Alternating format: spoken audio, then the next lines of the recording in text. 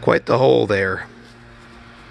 We were able to get rid of the sheathing as we talked about before and get outside and kind of pull everything down in a way and have, this is why I wanted to do it this way, is because I can have a great, you know, clear look at what we've got for a sill beam here, and kind of, you know, it's just under other circumstances, almost every other time here when there was a problem, nobody went this far to tear everything off and see what they were looking, you know, what they were working with.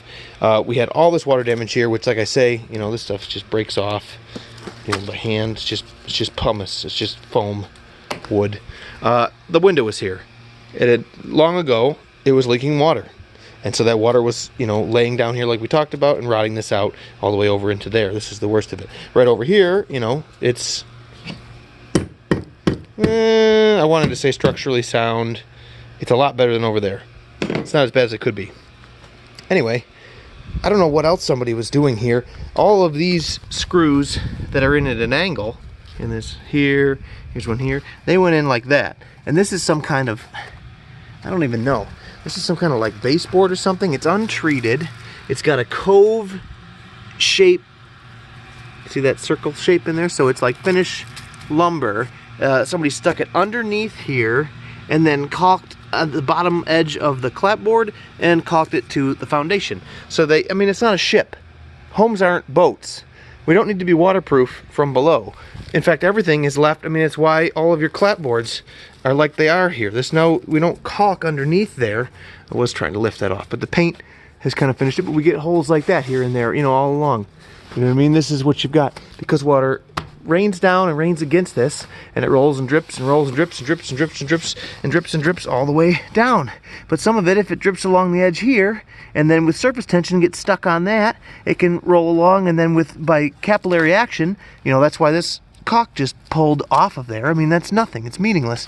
So now, and that's why I can dig all of that apart with my finger, because it rolls around in there and gets sucked in with capillary action, and it's back inside the house again, and it's moist in the dark, and you know, the microbes are growing now because they've got organic material and moisture, which is the two things that, you know, and heat basically, and they're eating that wood, they're eating that cellulose, and your house rots on you.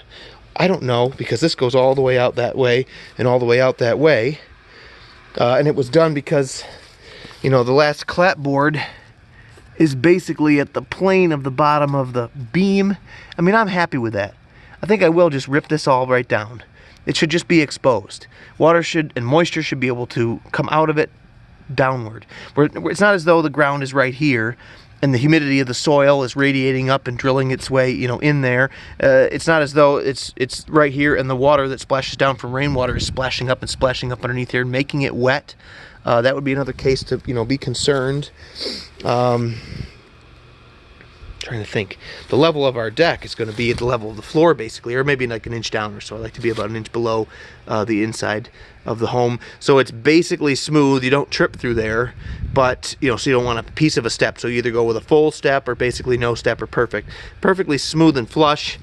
Even though we're away from the home by an inch or two, you know, with snow that builds up here and stuff and melts along, we don't want anything running along and running against the glass of the doors and down the face of the doors. It's just the best practice to be away from it a little bit. Anyway, long story short, that means that the deck surface is going to be in here as well. And though we get rain on that, it's a hard call, because I am going to not keep it in the area that I'm working. I'm inclined to stick a 2x10 treated right to the outside here, full height, and, well, you know, and basically take the height up and down and level it to where to be on top of that 2x10 with a piece of 3/4 inch plywood, to come over here at 90 degrees and level with the plywood brings me right in to,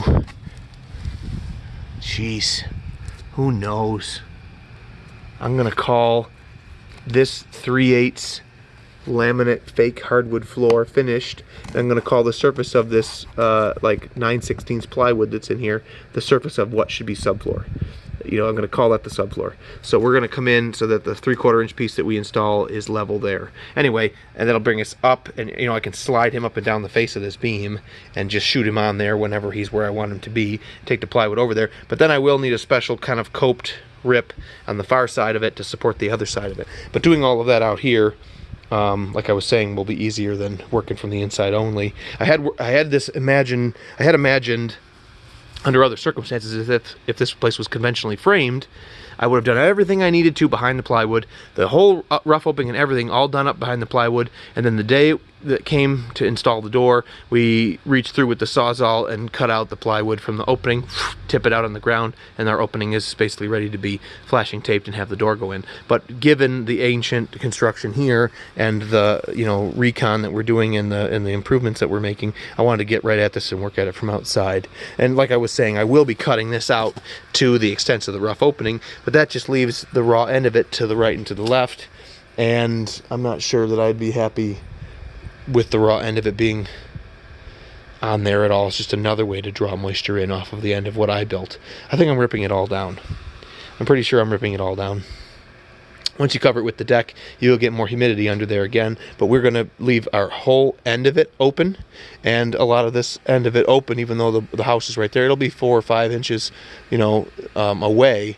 And so what air needs to be able to circulate in here? We'll probably throw a bunch of pea gravel down to kill everything that's growing here, but you need to have air circulation to manage and equalize humidity levels anyway. So, and I think in the end that just means I'm ripping that little strip of bullshit off of there that somebody went to all the work laying on their back to install it when they parged this or, repaired this.